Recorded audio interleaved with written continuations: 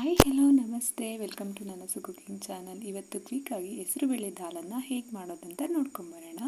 ಮೊದಲನೇದಾಗಿ ನಾನಿಲ್ಲಿ ಟೊಮೊಟೊನ ತೊಗೊಂಡಿದ್ದೀನಿ, ಕ್ಯಾಪ್ಸಿಕಮ್ಮು ಮತ್ತು ಕೊತ್ತಂಬರಿ ಸೊಪ್ಪು ಮತ್ತು ಹಸಿಮೆಣಸಿನ್ಕಾಯಿ ಮತ್ತು ಶುಂಠಿ ಮತ್ತು ಬೆಳ್ಳುಳ್ಳಿನ ಜಜ್ಜಿ ಇಟ್ಕೊಂಡಿದ್ದೀನಿ. ನಾನು ಹುಳಿ ಟೊಮೊಟೊ ತೊಗೊಂಡಿದ್ದೀನಿ ಮತ್ತು ಹೆಸರುಬೇಳೆ 1 ಕಪ್ಪು, ಒಗ್ಗರಣೆಗೆ ಜೀರಿಗೆ, ಸಾಸಿವೆ ಮತ್ತು ಎಣ್ಣೆಯನ್ನು ತೊಗೊಂಡಿದ್ದೀನಿ. ರುಚಿಗೆ ತಕ್ಕಷ್ಟು ಉಪ್ಪನ್ನು ತೊಗೊಂಡಿದ್ದೀನಿ. ಮೊದಲನೇದಾಗಿ ಒಂದು ಕುಕ್ಕರನ್ನು ಇಟ್ಕೊಂಡಿದ್ದೀನಿ, ಅದಕ್ಕೆ ಬಿಸಿ ಮಾಡ್ಕೊಂಡು ಎಣ್ಣೆಯನ್ನು ಹಾಕ್ಕೊತಾ ಇದ್ದೀನಿ. 2-3 ಟೇಬಲ್ ಸ್ಪೂನ್ ಅಂದರೆ ಸಾಕಾಗುತ್ತೆ. ಮತ್ತು ಒಗ್ಗರಣೆಗೆ ಜೀರಿಗೆಯನ್ನು ಸಹ ಹಾಕ್ಕೊತಾ ಇದ್ದೀನಿ. ನೆಕ್ಸ್ಟು ಸಾಸಿವೆಯನ್ನು ಹಾಕ್ಕೊತಾ ಇದ್ದೀನಿ, 1/4 ಸ್ಪೂನ್ ಆದರೆ ಸಾಕಾಗುತ್ತೆ ಸಾಸಿವೆ. ನೆಕ್ಸ್ಟು ಜಜ್ಜಿ ಇಟ್ಕೊಂಡಿದ್ದಂತಹ ಶುಂಠಿ ಬೆಳ್ಳುಳ್ಳಿಯನ್ನು ಹಾಕ್ಕೊತಾ ಇದ್ದೀನಿ. ಇದು ಕ್ವಿಕ್ಕಾಗಿ ಆಗುತ್ತೆ. ಇದು ನಾನು ಇಡ್ಲಿ ಜೊತೆಗೆ ಕಾಂಬಿನೇಷನ್ ಆಗಿ ತೊಗೊಂಡಿದ್ದೀನಿ. ಮತ್ತು ಕರಿಬೇವಿನ ಸೊಪ್ಪನ್ನು ಹಾಕ್ಕೊತಾ ಇದ್ದೀನಿ. ಇದು ನಾಟಿ ಟೊಮೊಟೊ ತೊಗೊಂಡಿದ್ದೀನಿ, ನೀವು ಬೇಕಂದರೆ ಫಾರಮ್ ಟೊಮೊಟೊನ ಯೂಸ್ ಮಾಡ್ಕೊಬೋದು.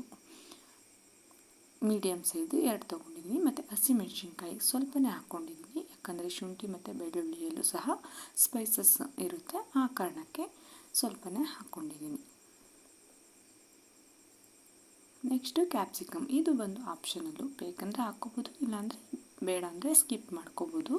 ಹಾಕ್ಕೊಂಡ್ರೆ ಮಾತ್ರ ತುಂಬಾ ಟೇಸ್ಟು ಚೆನ್ನಾಗಿರುತ್ತೆ. ಮತ್ತು ಸ್ವಲ್ಪ ಟರ್ಮರಿಕ್ ಪೌಡರನ್ನ ಆ್ಯಡ್ ಮಾಡ್ಕೊಂಡಿದ್ದೀನಿ ಮತ್ತು ಹೆಸರುಬೇಳೆಯನ್ನು ಹಾಕ್ಕೊಂಡಿದ್ದೀನಿ.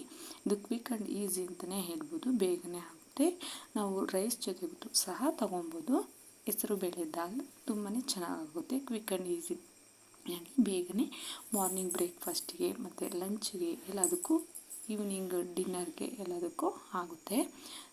ಇವಾಗ ರುಚಿಗೆ ತಕ್ಕಷ್ಟು ಉಪ್ಪನ್ನು ಹಾಕ್ಕೊತಾ ಇದ್ದೀನಿ. ಮತ್ತು ಕೊತ್ತಂಬರಿ ಸೊಪ್ಪು, ಸಣ್ಣದಾಗಿ ಹೆಚ್ಚಿಟ್ಟುಕೊಂಡಿರೋಂಥ ಕೊತ್ತಂಬರಿ ಸೊಪ್ಪನ್ನು ಸಹ ಆ್ಯಡ್ ಮಾಡ್ಕೊಂಡಿದ್ದೀನಿ.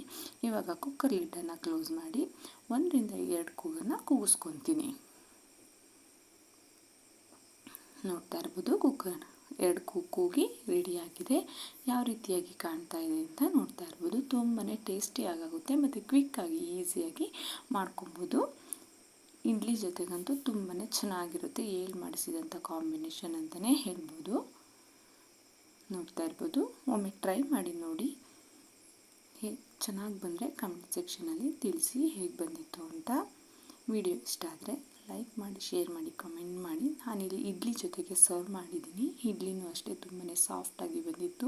ಈ ರೀತಿಯಾಗಿ ಇಡ್ಲಿ ಹೇಗೆ ಮಾಡೋದು ಅಂತ ತಿಳ್ಕೊಬೇಕಾದ್ರೆ ಕಮೆಂಟ್ ಸೆಕ್ಷನಲ್ಲಿ ತಿಳಿಸಿ, ನಾನು ಮಾಡಿ ರೆಸಿಪಿನ ತೋರಿಸ್ತೀನಿ ಹೇಗೆ ಮಾಡೋದಂತ. ತುಂಬಾ ಸ್ಮೂತಾಗಿ ಬಂದಿತ್ತು idli. Thank you for watching.